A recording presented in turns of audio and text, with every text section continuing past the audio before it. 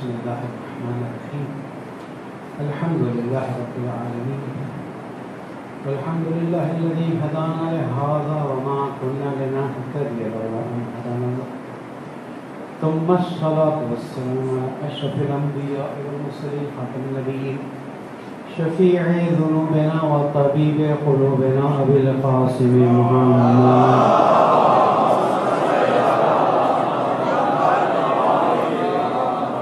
وعلى أهل بيته الطيبين الطاهرين المعصومين المظلومين الذين أذهب الله عنهم الرجس وطهرهم تطهيرا.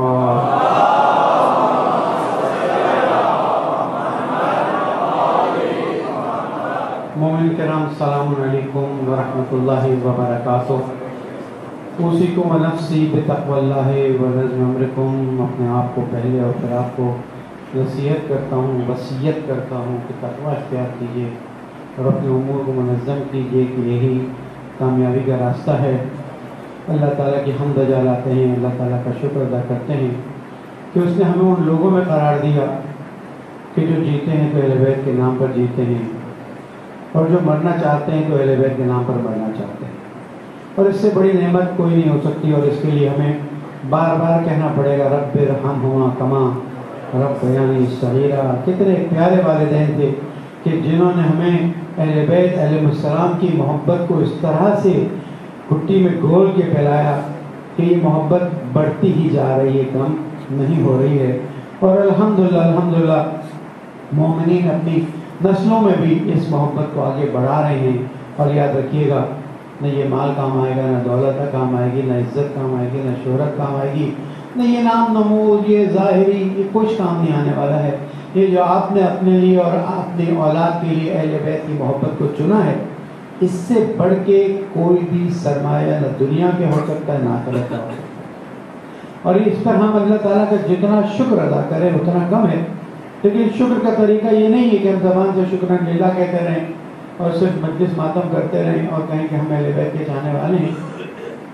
عملی میدان میں ہمیں اترنا ہوگا.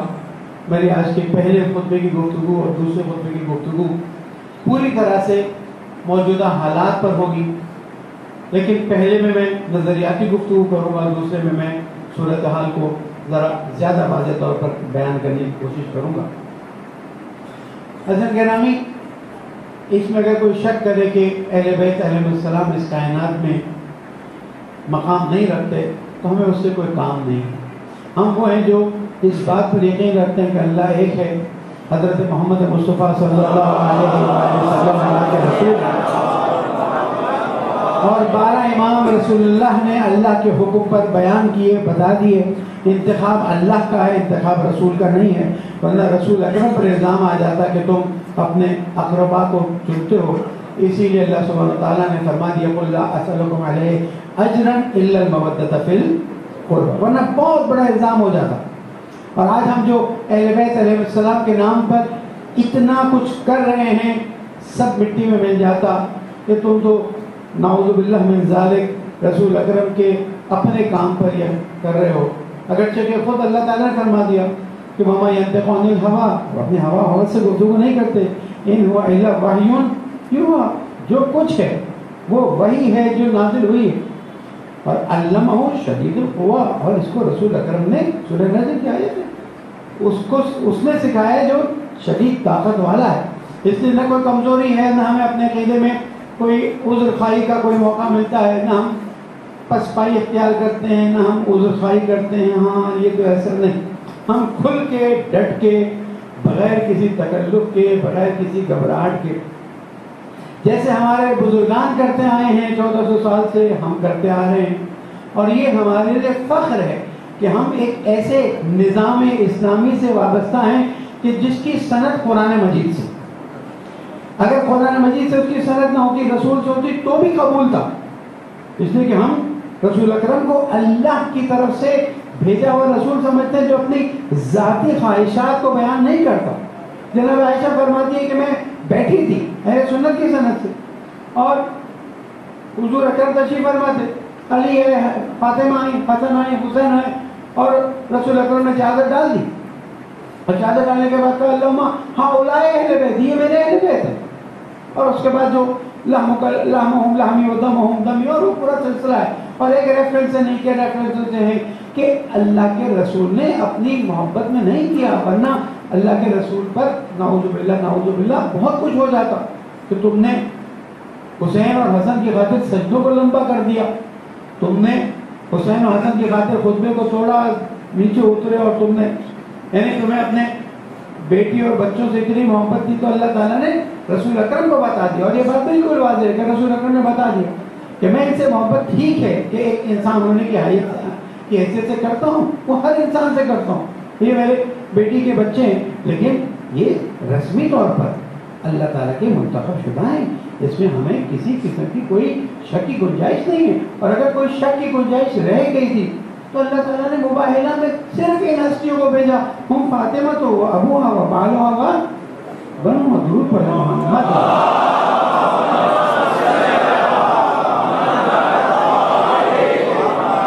اب سوال یہاں پر پیدا ہوتا ہے کہ جو ہستی کائنات میں انسانیت کو اخلاق کا درس دینے آئی ہے، جن ہستیوں نے اپنی پوری زندگی اخلاق کا مظہر اور نمونہ بن کر پیش کیا، جن ہستیوں نے زبان پر غلط لفظ آنے کو روکا لوگوں کو کہ مت کرو ایسا کام. امام جعفر صادق علیہ السلام اپنے کسی صحابی کے ساتھ تشریف لے جا رہے ہیں، اس کا غلام، صحابی کا غلام، یا آگے یا پیچھے کچھ ایسی چیز ہوئی تو اس نے ایک نامناسب جملے سے اس کو پکارا. امام علیہ السلام نے اس کو حیرت سے دیکھا. ماذا قلت؟ کیا کہا تو نے؟ کہا اس کے ماں باپ کا پتہ نہیں ہے کیا ہے؟ کہا اس کے ماں باپ کا پتہ ہو یا نہ ہو، تجھے اپنا تو پتہ ہے نا، تیری زبان سے ایسے الفاظ کیسے نکل سکتے ہیں؟ اور تاریخ لکھتی ہے امام علیہ السلام نے زندگی بھر اس سے بات نہیں کی. یعنی ایک لفظ جو ہماری زندگی میں تو بڑا عام ہے، اور یہیں سے پتہ چلتا ہے کہ اگر حرام زادے کا لفظ استعمال کرنا، امام اس اپنے صحابی سے ہمیشہ کے لیے رابطہ توڑ دیتے تو جو باقی گالیاں نکلتی ہیں اس کا کیا کرنا ہے؟ وہ خود سوچئے گا، اس پہ کبھی اور گفتگو ہوگی. میری گفتگو کا محور کچھ اور ہے، اور وہ یہ ہے کہ جہاں امام ایک سندھ سے یا ہند سے آئے ہوئے غلام کے لیے اس لفظ کو استعمال کرنے کی اجازت نہیں دیتے، وہاں پر دنیا میں تشیع کے نام پر تبرہ ہمارے دین کا لازمی جز ہے، اس کا انکار نہیں کر سکتے. تقیہ ہمارے دین کا لازمی جز ہے، اس کا انکار نہیں کیا جا سکتا. لیکن کون سا تبرہ؟ وہ جو اہل بیت نے سکھایا یا وہ جو یہاں کے ذاکروں نے سکھایا؟ وہ تبرہ جو اہل بیت علیہ السلام کرتے آئے ہیں، وہ تعلیم جو اہل بیت علیہ السلام نے ہمیں دی ہے وہ ہے، یا وہ جو یہاں پر لوگوں کی زبان پر ایسے الفاظ چڑھا دیے گئے ہیں کہ جو معصومین عملاً بتا چکے ہیں کہ اگر کوئی استعمال کرے گا تو ہم اس کے ساتھ نہیں رہیں گے.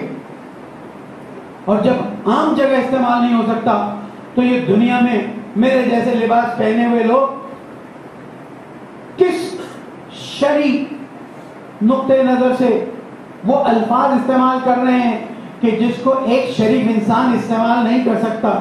کون ان کو ٹیلی ویژن چینل کے انگلینڈ میں، آسٹریلیا سے، یو ایس اے سے اور کچھ اور ملکوں سے جاری کرنے کے پیسے دیتے ہیں؟ ہم ایک سادہ سا ٹیلی ویژن چینل سالوں سال کوشش کرتے رہے اور نہیں چلا سکے، کوئی بات نہیں، شاید اللہ تعالیٰ کو منظور نہیں تھا، ہم اپنی اس میں کوئی مشکل نہیں محسوس کرتے. لیکن ہمارا سوال ہے کہ ایسے ٹیلی ویژن چینلوں سے جو تشیع کے نام پر چل رہے ہیں، دیکھیں ہر وہ کام جو قرآن و سنت و روش اہل بیت کے مطابق ہو ہم عمل انجام دیں گے. اگر کوئی ایسا کام کہ جو قرآن و سنت و اہل بیت علیہ السلام کے قول یا فعل کے مخالف نہیں ہے، اس پہ اہل بیت خاموش ہے، ہم انجام دیں گے. لیکن جس فعل سے اہل بیت علیہ السلام نے ہمیں روکا ہے، جس فعل سے اہل بیت علیہ السلام نے ہمیں منع کیا ہے، آپ کہیں گے زیارت عاشورہ میں لعن آئی ہوئی ہے، قرآن مجید میں بھی لعن آئی ہے، لیکن لعن ایک بہت ہی مقدس لفظ ہے ان لوگوں کے لیے جو اللہ سے دشمنی رکھتے ہیں. مقدس لفظ ہے، قرآن کا لفظ ہے. اللہ کے دشمنوں کے لیے ہے کہ جس کے معنی کیا ہے؟ جس کے معنی یہ ہے کہ یہ شخص اللہ کی رحمت سے دور ہو جائے. لیکن تم آؤ، ٹھیک ہے، اللہم لا تقم ولا ظالم ظلم حقم، پڑھو نا، کیوں نہیں پڑھتے؟ ہم بھی پڑھتے، تم بھی پڑھو. اللہم لن قاتل فاطمۃ الزہرا، بے شک اللہم لن. لیکن آج کے زمانے میں جب ہم دیکھ رہے ہیں کہ دشمن تشیع کے خلاف کس طرح سے سازشیں کر رہا ہے، دشمن مکتب اہل بیت علیہ السلام کے خلاف کون کون سے ہتھ کنڈے استعمال کر رہا ہے، دشمن کن کن زاویوں سے وارد ہونے کی کوشش کر رہا ہے. کیوں؟ اس لیے کہ یہ وہ زمانہ ہے کہ جس زمانے میں مسلمانوں کو محکم استحکام کے ساتھ اللہ کی رسی کو پکڑ کے رکھنا ہے، چاہے وہ شیعہ ہو چاہے وہ سنی ہو، کوئی فرق نہیں پڑتا. سب ہم اللہ کو ماننے والے ہیں، رسول کو ماننے والے ہیں، اہل بیت کا وہ بھی احترام کرتے ہیں. امام ابو حنیفہ نے کیا فرمایا تھا کہ اے اہل بیت رسول، آپ کی شان کے لیے بات کافی ہے کہ جو نماز میں درود نہ پڑھے اس کی نماز نہیں ہے. تو یہ اہل سنت کے بھائی حضرات، ٹھیک ہے وہ امام نہیں مانتے، ان کے عقیدے میں نہیں ہے، لیکن نعوذ باللہ ہمارے اماموں کے بارے میں کبھی وہ گستاخی کرنے کی کوشش نہیں کر سکتے. لیکن جب ہم آتے ہیں اور اکساتے ہیں، جب ہم آتے ہیں اور کچھ مقدسات کی توہین کرنے کی کوشش کرتے ہیں اور اس طرح سے کرتے ہیں کہ دنیا کے لاکھوں لوگ ٹیلی ویژن چینل پر دیکھ رہے ہوتے ہیں، تو پھر جب ہمارے مکتب پر حملہ ہوتا ہے، پھر جب ہمارے مقدسات کی توہین ہوتی ہے، اور پھر جب ہماری باتوں کے خلاف چیزیں ہوتی ہیں، تو نفرتوں کے بازار گرم ہونا شروع ہو جاتے ہیں، نفرتیں پیدا ہونا شروع. دشمن تو چاہ ہی یہ رہا ہے، دشمن تو چاہتا یہ ہے کہ صرف شیعہ سنی میں نہیں، شیعوں میں لڑائی ہو، شیعہ ایک دوسرے کا قتل عام کریں، شیعہ ایک دوسرے کے خلاف تکفیر کے فتوے لگائیں. تو دشمن تو چاہ رہا ہے، تو کیا ہم دشمن کی اس سازش کو کامیاب ہونے دیں؟ اگر ہم مولا کائنات کی زندگی کو دیکھیں،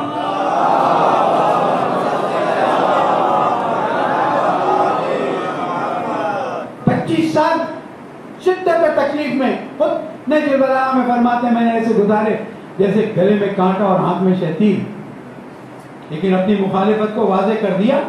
واضح کرنے کے بعد اب نظام اسلامی کو سنبھالنا ہے. کیا مشکل تھی کہ جو خیبر و خندق میں اتنی شجاعت اور جرأت کو دکھاتا ہے؟ کیوں؟ جناب زہرا سلام اللہ علیہ نے جب پوچھا علی درود پڑھ،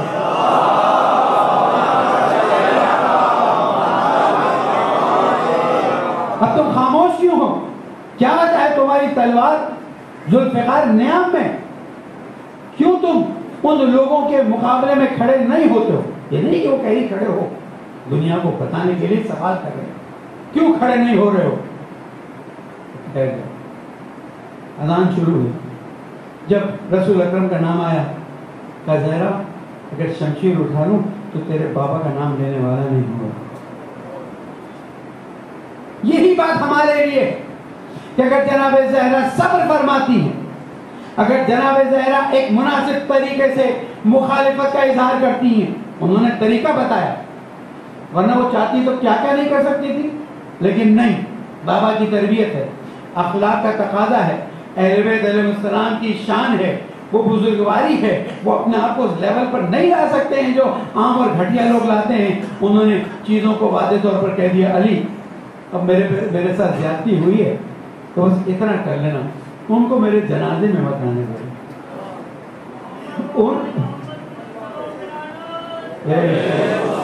ان کو میری تدفین میں مت شریک ہونے دینا. اب دیکھیں کس طرح سے، اور رات کو میرے دفن کے انتظامات کروانا. کیوں ایسا ہے؟ طریقہ ہے، لیکن ہم آئیں اور جناب مقدسات کی توہین کریں. اسی لیے آیت اللہ خامنائی، آیت اللہ العظمیٰ سیستانی اور دوسرے مراجع نے کھل کے یہ بات کہہ دی. جب صبر کیا تو اس کے بعد دیکھا سمجھنے ہی نہیں جا رہے، کنٹرول میں نہیں آ رہے. انہوں نے صاف کہہ دیا کہ کسی کے مقدسات کی توہین کی اجازت نہیں. ٹھیک ہے، آپ اپنا عقیدہ ہے رکھیں، ان کا اپنا عقیدہ ہے رکھیں. آج جب ہم قرآن پر متفق ہیں، آج جب ہم رسول کی رسالت پر متفق ہیں، آج جب ہم اللہ تعالیٰ کی وحدانیت پر متفق ہیں. میں ایک جملہ کہوں، جس وحدانیت کو ہم مانتے ہیں وہ تو کوئی بھی نہیں مانتا، اسی کہ اس وحدانیت کو رسول نے ہمیں سکھایا، اس وحدانیت کو مولا کائنات نے ہمیں سکھایا۔ اب اس وحدانیت سے جتنے نزدیک لوگ ہیں ان کو نزدیک لانا ہوگا یا انہیں نفرتوں کے ذریعے دور کرنا ہوگا؟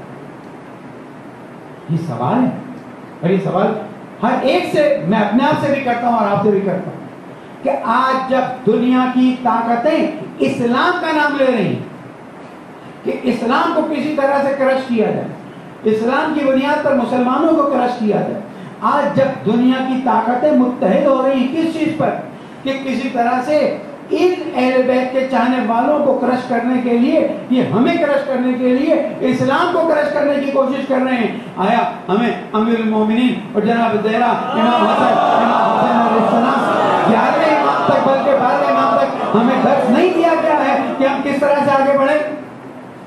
خبردار، اہل بیت علیہ السلام کے طریقے سے ایک قدم ہٹنا گناہ کبیرہ ہے۔ میں لفظ استعمال کر رہا ہوں کہ اہل بیت علیہ السلام کے نقش قدم سے ایک قدم ہٹنا، ذرا بھی ہٹنا، یہ گناہ ہوگا۔ کیوں؟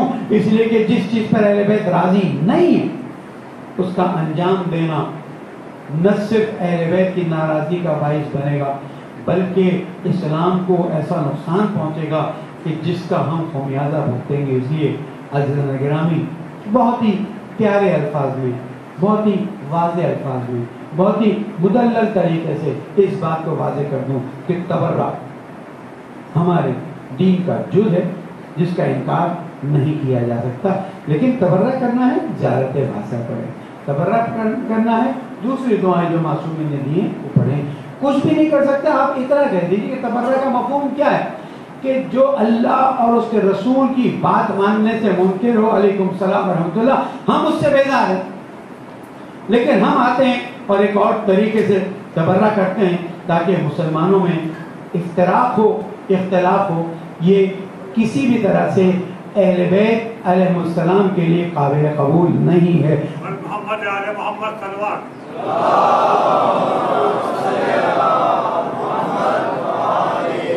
اس کا مطلب یہ بھی نہیں کہ ہم اپنے عقائد کو چھوڑ دیں، نہیں، ہم یہ نہیں کہہ رہے کہ شیعہ اور سنی ایک ہو جائیں عقیدے کے لحاظ سے، ہم یہ کہہ رہے ہیں شیعہ سنی متحد ہو کر اسلام دشمن طاقتوں کا مقابلہ کریں۔ آپ اپنے عقیدے کے مضبوط ہیں، رکھیں، ہم اپنا عقیدہ رکھتے ہیں، اگر آپ کو سمجھ آئے بسم اللہ، نہیں سمجھ آتا لا اکراہ فی الدین، ہم آپ کو جبر نہیں کرنے والے، آپ ہم پر جبر نہ کیجیے، لیکن یہ یاد رکھیے کہ اگر ہم نے یہ طریقہ نہیں اپنایا، میں ایک مثال دے رہا ہوں تھوڑی سی آپ کے لیے ناقابل قبول ہو سکتی ہے، لیکن میں عرض کروں وہ واقعہ آپ نے سنا ہوگا کہ جب مولا کائنات کے پاس 2 مائیں لائی گئی اور کہا گیا دونوں دعویٰ کر رہے ہیں میرا بچہ ہے، سوچئے گا۔ نبی علیہ السلام نے بہت کوشش کی، سمجھائیں بتائیں، یہ کرے وہ کرے، نہیں مانے۔ پیغمبر ہاں کیا ہو، مولا فرمائیے کیا حکم؟ بچے کے 2 ٹکڑے کر دو، دونوں ماؤں کو ایک دے دو، ایک ماں پیچھے رہی، نہیں اس کو دے دو۔ مولا کہا یہ اسی ماں ہے، اس سے پوچھو کیوں اس نے یہ کیا؟ کہا زندہ ہوگا تو دیکھ تو سکوں گی۔ حضرت گرامی، اللہ تعالیٰ نے مسلمانوں کی جمعیت کو اتنی بڑی تعداد کی ہے تاکہ اخروٹ کے پھول کی طرح مکتب اہل بیت اخروٹ کے اندر کی مغز کی طرح ہیں، وہ ڈھال ہے اور یہ اہل بیت علیہ السلام کا مکتب ہے۔ اس ڈھال کو آپ توڑ دیں گے تو آپ کے مکتب پر ڈائریکٹ حملہ ہوگا۔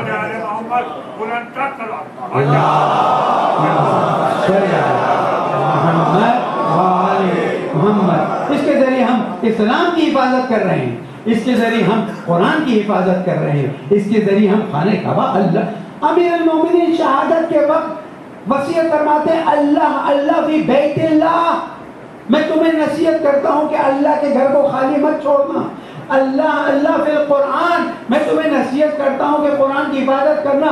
سب مل کر حفاظت کر رہے ہیں یا نہیں کر رہے؟ یہ امیر محمد السلام کے عمل پر عمل ہو رہا ہے یا نہیں ہو رہا ہے؟ بالکل ہو رہا ہے۔ اس لیے ہمیں اپنے عقیدے کو چھوڑنا نہیں ہے، دوسرے کے عقیدے کو چھیڑنا نہیں ہے۔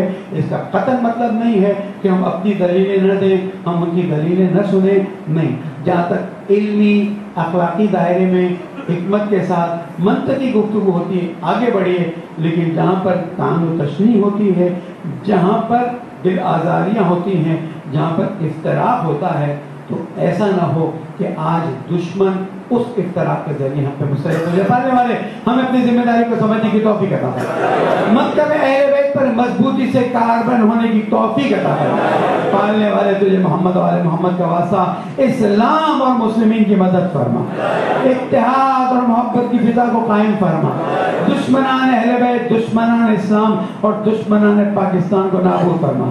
پالنے والے مرحومین کی مغفرت فرما، شہداء کے درجات کو بلند فرما، زمانے کے امام کو ہمارے لیے جلد از جلد ظہور فرما دے، ان کو ہم سے راضی فرما دے۔ پالنے والے ہماری دعاؤں کو قبول فرما، کسی بھی خالی ہاتھ کو خالی مت لوٹا۔ بسم اللہ الرحمن الرحیم، والعصر ان الانسان لفی خسر الا الذین آمنوا وعملوا الصالحات وتواصوا بالحق وتواصوا بالصبر، صدق اللہ العلی العظیم۔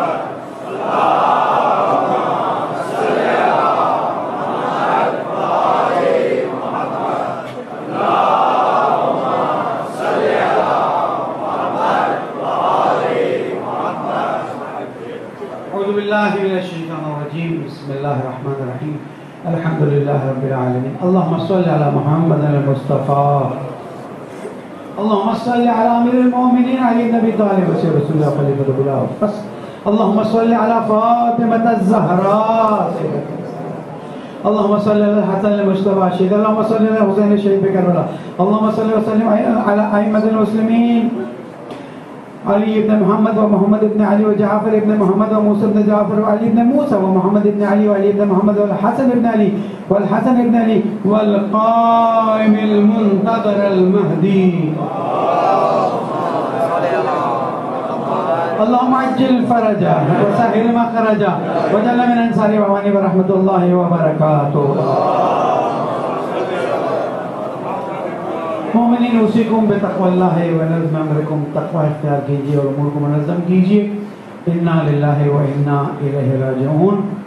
آج میں تشیع کے عنوان سے گفتگو نہیں کر رہا، آج میں ایک پاکستانی کی حیثیت سے گفتگو کر رہا ہوں، اس لیے کہ یہ میرا ملک ہے، پاکستانی ہونا میری پہچان ہے، اور یہ میرا حق ہے کہ میں حکومت سے، ایجنسی سے اور ہر وہ جو ہمارے ٹیکس کے پیسوں سے حکومت چلانے کی ناکام کوشش کر رہا ہے سوال کروں، بے ای ذنب قتلت۔ یہاں تو شیعہ سنی کا کوئی مسئلہ نہیں، یہاں ہندو مسلمان کرسچن کسی کا کوئی مسئلہ نہیں، یہاں تو پاکستان کی سالمیت کا مسئلہ ہے۔ ہم اہل بیت کے چاہنے والے اس بات کو ہر موقع پر واضح کرتے رہے ہیں کہ ہم ہر چیز کو قبول کر سکتے ہیں، ایک اسلام دشمنی اور ایک پاکستان کی سالمیت کے خلاف کوئی کام ہو ہمارے قابل قبول نہیں ہے۔ کیوں؟ اس لیے کہ ہماری سرزمین، ہمارے بزرگوں نے خون کی قربانیاں دی ہیں، ہمارے بزرگوں نے اس کے لیے محنت کی ہے، اور آج تم آ کے مزے کرو اور زبانی خرچ کرو۔ کل رات تقریباً 12:30 بجے ہم نے میڈینا روڈ، سابقہ بھدر روڈ پر بیٹھ کر پریس کانفرنس کر کے کہا ہے کہ ہم حکومت کو بھی چیلنج دیتے ہیں اور ایجنسیز کو بھی چیلنج دیتے ہیں کہ یہ تم نے جان بوجھ کر لیپس کروایا ہے۔ میں اپنی تمام باتوں کو ریکارڈ کروا کر فیس بک پہ ڈالوں گا اور اوپن چیلنج دیتا ہوں ایجنسیز کو، اگر تم سچے ہو تو ثابت کرو کہ تم سے غلطی ہوئی ہے، جان بوجھ کے لیپس نہیں ہوا ہے۔ اور حکومت والوں، اگر تم سچے ہو تو پورے سندھ میں بلا تفریق، آئی ریپیٹ، بلا تفریق سرچ آپریشن اور ایکشن کرو تاکہ پتہ چلے۔ ہم نے شکارپور کے واقعے کے بعد ہائیسٹ اتھارٹیز آف سندھ کو جا کے ان مراکز کے نام دیے تھے کہ جہاں پر یہ سلیپنگ سیلز یا یہ بریڈنگ سیلز آف ٹیررزم پنپ رہے ہیں، انہوں نے ہماری باتوں کو فائلوں میں ڈال دیا، اس لیے کہ جرأت نہیں ہے۔ میں کہتا ہوں اگر آج حکومت پہ علی کے چاہنے والے حکومت کر رہے ہوتے، زہرا کے چاہنے والے حکومت کر رہے ہوتے، حسنین علیہ السلام کے چاہنے والے حکومت کر رہے ہوتے، تو وہ ان سلیپنگ سیلز کی آنکھوں میں انگلیاں ڈال کر نکال لیتے، اس لیے کہ علی کا چاہنے والا، حیدر کرار کا ماننے والا کبھی بھی ڈرپوک نہیں ہوتا۔ مراد علی شاہ نام رکھ لینا کافی نہیں ہوتا، عمل کر کے بتاؤ۔ صرف دھماکے کے بعد وہاں پر سیکیورٹی وہ کر دی، وہ کر دیا، وہ کر دیا، ہم سے مذاق کرتے ہو۔ اب تو ہمارے بچے کو یاد ہو گیا ہے، جیسے ہی دھماکہ ہوتا ہے ابا اب یہ کہیں گے فوری سیکیورٹی ہائی الرٹ ہو گیا، اب یہ ہوگا، اب اور وہ ٹیلی ویژن چینل بھی اسی طرح سے چیزوں کو آگے بڑھاتے ہیں۔ کس کو بیوقوف بناتے ہو؟ کیوں پنجاب کے اندر موجود 3 دن پہلے کی ایک پریس کانفرنس ٹیلی ویژن چینل پہ آپ دیکھیے، اس نے باقاعدہ طور پر کہا کہ پنجاب میں اور مرکز میں منسٹرز ہیں جو ان لوگوں کو سپورٹ کر رہے ہیں۔ میں آج آفیشیلی پوری ذمہ داری کے ساتھ چیف آف آرمی اسٹاف سے سوال کرتا ہوں، اگر تم جرأت مند ہو اور ہمیں نظر آتا ہے تم جرأت مند ہو، تم آئے پارا چنار اور تم نے ہمارے زخموں پہ مرہم رکھا، اللہ تمہارا بھلا کرے، اب تم ان منسٹروں کے فون کالز پکڑو، ان سلیپنگ سیلز کو جو پنجاب میں چھپے ہوئے ہیں اور کچھ لوگ اپنے پروں کے نیچے نے چھپائے ہوئے ہیں، پرواہ مت کریں، ہماری زندگی جاتی ہے تو جائیں، اگر اس پر عمل ہو جاتا ہے تو اس سے بہتر ہمارے لیے کچھ نہیں ہے۔ اس لیے کہ یہ اب تشیع کے خلاف صرف نہیں ہے، لیکن صرف نہیں ہے، اس 5 دن میں اتنے دھماکے ہو جانا اور پھر جمع خرچی، ہم ایک ایک کا بدلہ لیں گے، ہم چین سے نہیں سوئیں گے، رات کو تم چین سے سوتے ہو، حکومت کرتے ہو تو چین سے سوتے ہو، تمہارے وزراء بجائے اس کے شہداء کے گھروں پر جائیں اور تسلیت تعزیت کریں، سپریم کورٹ کے باہر میک اپ کر کے اور سوٹے بوٹے پہن کے ہنسی مذاق کر رہے ہوتے ہیں اور ایک دوسرے کا مذاق اڑا رہے ہوتے ہیں، شرم آنی چاہیے تمہیں۔ افسوس نہ حکومت اپنی ذمہ داری کو ادا کر رہی ہے، نہ ایجنسیز، 23 ایجنسیاں ہیں، اللہ اکبر، 2 ایجنسیاں ہوں تو کام صاف ہو سکتا ہے، لیکن 23 ایجنسیوں پر جب آپ ہاتھ رکھ کے کہیں تم سوتے رہنا، لوگ کام کرتے رہیں گے۔ آج میں آپ کو ایک بات بتاؤں، ایک ٹیلی فون کال کہیں سے کسی کو گیا، آپ چھوڑے نام نہیں لیتا، اس ٹیلی فون کے فوراً کال کے بعد آیا، دیکھیں یہ جو باتیں ہوئی ہیں نا یہ آپ کے لیے خطرناک ہو سکتی ہیں۔ کیسے پتا چلا؟ ہمارے فون کالز تم ٹیپ کر لیتے ہو اور ان کے فون کالز کو تمہیں پتا نہیں چلتا۔ بہت اچھی بات کہی تھی میرے قائد ملت جعفریہ نے کہ جب محترمہ بینظیر کی شہادت واقع ہوئی تھی، انہوں نے کہا تھا، جب پریس نے پوچھا کہ آپ کیا سمجھتے ہیں کہ قاتل کون ہے، انہوں نے کہا قاتل تو سامنے ہے۔ انہوں نے کہا کون ہے قاتل؟ کہا جس نے فائر بریگیڈ والوں کو کہا کہ فوراً پانی ڈال کے نشانیاں مٹا دو، اسی سے شروع کر دو چیک کرنا۔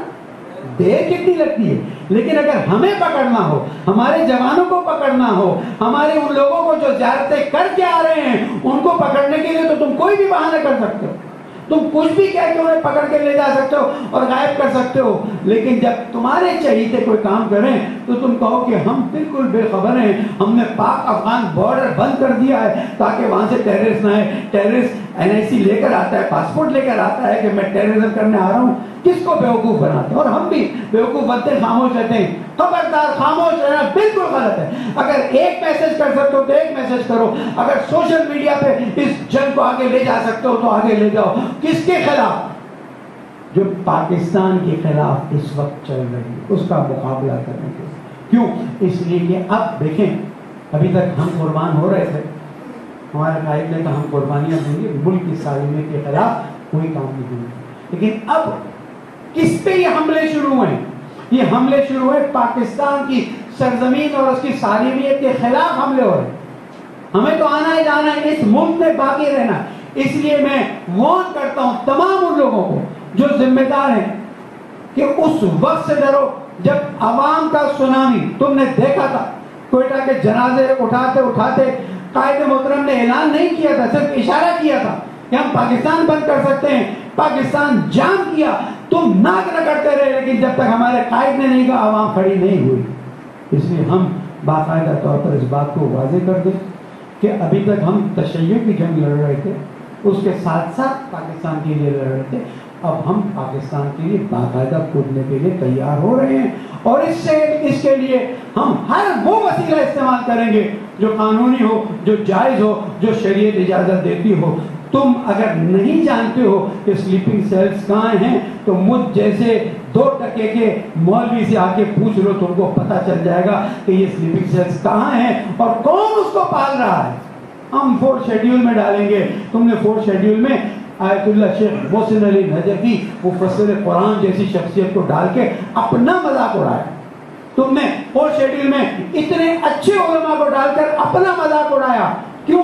اس لیے کہ لوگ جانتے تھے نا کہ جناب اس شخص کا ان چیزوں سے کوئی تعلق نہیں ہے، جو لاکھوں بچوں کی تعلیم کا انتظام کر رہا ہے۔ آپ اس کے کسی بھی اسکول میں جا کے چھاپا مار دیں اور چیک کریں، اگر ایک لفظ اگینسٹ پاکستان یا اگینسٹ اسلام ملتا ہو تو میں ان کی جگہ لٹکنے کے لیے تیار ہوں۔ لیکن مجھے معلوم ہے اتنی پیاری اتنی اچھی ہستیاں ہیں جو ملک کے لیے کام کر رہی ہیں، لیکن تم ملک کے خلاف سازش کر رہے ہو۔ اور 3 نیکسس ہیں، چوتھے کو نہیں بیان کرتا۔ امریکہ، اسرائیل اور انڈیا، یہ اس موقع سے فائدہ ہوتا ہے۔ بہت ذمہ داری سے بات کر رہا ہوں، بہت ہی ہائی لیول سے میرے پاس چیزیں اللہ کا فضل ہے پہنچ رہی ہیں اور میں نے سوچا کہ آج کھل کے بیان کر دوں۔ یہ نیکسس قطعاً پاکستان کو اسٹیبل نہیں دیکھنا چاہتے ہیں، یہ نیکسس سی پیک کو آگے نہیں بڑھانے دینا چاہتے ہیں، یہ نیکسس پاکستان کی باشعور باہدف بامقصد عوام کو اپنی زندگی کو بہتر طریقے سے آگے بڑھنے نہیں دینا چاہ رہے ہیں۔ وہ کہتے ہیں آؤ ہمارے پاس، ہم تم کو ویزا دیں گے، ہمارے پاس بیٹھ کے کام کرو، مائکروسافٹ میں بیٹھ کے کام کرو، ناسا میں بیٹھ کے کام کرو، پاکستان میں کام کرنے کی ضرورت نہیں۔ میرے عزیزوں، جہاں تک میری بات انشاءاللہ بعد میں بھی پہنچے گی، میں درخواست کرتا ہوں کہ جس طرح سے مکتب تشیع کے لیے اپنی جان قربان کرنے کے لیے تیار رہتے ہو، یہ پاکستان بھی اہل بیت کے نام پر بنا ہے، یہ پاکستان اہل بیت کی شان میں بنا ہے، اور یہ پاکستان وہ ملک ہے کہ جس میں ہم اہل بیت علیہ السلام کا نام آزادی سے لیتے ہیں اور لیتے رہیں گے۔ ہمیں جب دل چاہتا ہے ہم اپنے گھروں پر علم بھی لگا لیتے ہیں، ہمارا جب دل چاہتا ہے ہم ماتم کرتے ہیں، جب ہمیں ہوتا ہے کہ ہم اہل بیت کا ذکر کرتے ہیں، اور الحمدللہ رب العالمین آج تک ہم آزادی سے یہ کرتے رہے ہیں، اور انشاءاللہ اس آزادی کو ہم آئندہ نسلوں تک دینے کے لیے تیار ہیں۔ زور سے کہیں، یاد رکھیے گا،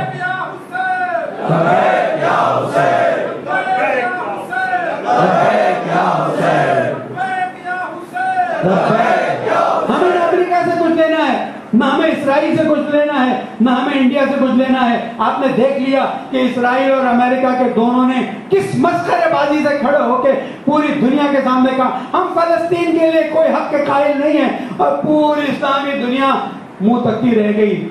لا الہ الا اللہ محمد رسول اللہ، علی ولی اللہ کی قسم کھا کے کہتا ہوں، اگر پاکستانیوں کو اجازت دی جائے کہ ایک فوج بنائیں اور اسرائیل کے خلاف لڑنے جائیں، 7 دن نہیں لگیں گے، پاکستانی فوج اور ہم سب مل کر اسرائیل کو نابود کر سکتے ہیں۔ لیکن ہمیں پتا ہے کہ تم چھپ چھپ کے سازشیں کرنے کی کوششیں کرتے ہو، لیکن ایک اسلامی ملک جو اتنی مظلومیت کا شکار ہے، جس کو ہر کوئی جانتا ہے کہ کتنی مظلومیت سے کرش کیا جا رہا ہے، اور اب تو کھلے عام کرش کیا جا رہا ہے، اس کے لیے کوئی آواز اٹھانے کے لیے تیار نہیں ہے۔ ہم اہل بیت کے جانے والے امیر المومنین کے اس قول پر عمل کر رہے ہیں کہ کون للظالم خصما وللمظلوم عونا، ظالم کے لیے مقابلہ کرنے کے لیے تیار ہو جاؤ، چاہے وہ تو خود ظالم ہو تو تمہارے خلاف، اور اگر کوئی اور ظالم ہے تو اس کے خلاف، اور کوئی بھی مظلوم ہو چاہے وہ غیر مسلمان ہو اس کی حمایت کرنا، اس لیے کہ ظلم کے خلاف قیام کرنا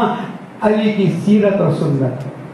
اور اسی پر ہم چلتے ہوئے اس بات کو واضح کر دیں کہ سیکیورٹی خدشات بے شک ہیں، کہیں بھی سیکیورٹی لیپس نہ کریں، جہاں تک ہو سکے احتیاط کریں، قطعاً اس میں کوئی غلط بات نہیں ہے، لیکن اس کا مطلب یہ بھی نہیں ہے کہ اگر مظاہروں کی کال دی جاتی ہے یا آپ کسی طریقے سے بھی آواز اٹھا سکتے ہیں، آواز اٹھانے کا طریقہ حکیمانہ ہونا چاہیے، مدلل ہونا چاہیے، اور اس روش سے ہونا چاہیے جو اہل بیت علیہ السلام نے ہمیں سکھایا ہے، اس لیے کہ آئندہ قریب میں آپ کچھ اور صرف پاکستان نہیں دوسرے ملکوں سے بھی ایسی خبریں سنیں گے، تو بجائے اس کے کہ جوش اور جذبات میں آئیں، حکمت عملی، صحیح حکمت عملی سے کام لیں گے تو آج بھی کربلا زندہ ہے اور قیامت تک زندہ رہے گی، اور ہم اہل بیت علیہ السلام کے چاہنے والے ہیں، ماننے والے ہیں، اور ان کے بتائے ہوئے طریقے پر آگے بڑھنے کے لیے ہمیشہ تیار ہے۔ پالنے والے ان شہداء کے درجات کو بلند فرما، ان کے گھر والوں کو صبر جمیل عطا فرما، یہ جو زخمی ہیں پالنے والے انہیں جلد از جلد شفائے کامل عطا فرما، پالنے والے اس پیارے ملک کی حفاظت فرما، اس کے خلاف جو شخص بھی جان بوجھ کر یا نادانی میں کوئی بھی سازش کر رہا ہے اسے نابود کر دے۔ پالنے والے ان ایجنسیوں کو اپنی ذمہ داری پورا کرنے کی توفیق عطا فرما، پالنے والے ہمارے فوج کے اس کمانڈر کو جرأت اور شجاعت کے ساتھ دشمنان اسلام اور دشمنان پاکستان کا کلا کما کرنے کی توفیق عطا فرما۔ پالنے والے تیرے گناہگار بندے ہیں، خطاکار بندے ہیں، تو جانتا ہے صرف تیرے سامنے ہی سر جھکاتے ہیں، تجھی سے مانگتے ہیں، تجھے محمد والے محمد کا واسطہ ہم سب کی عاقبت کو خیر فرما دے، ہمارے مرحومین کی مغفرت فرما دے۔ پالنے والے جو تیرے گھروں کو آباد کرتے ہیں تو ان کے گھروں کو، نسلوں کو، کاروبار، صحت سلامتی سب میں برکت عطا فرما۔ پالنے والے تو دیکھ رہا ہے، توجہ کے ساتھ تیری طرف ہاتھ اٹھا کر دعا کرتے ہیں، پالنے والے ہمیں اور ہماری نسلوں کو اہل بیت کے چاہنے والوں میں قرار دے، پالنے والے اہل بیت کے دشمنوں کو نابود فرما، علماء کرام مراج اعظام رہبر انقلاب اسلامی قائد ملت جب کے سب کی توفیقات میں اضافہ فرما۔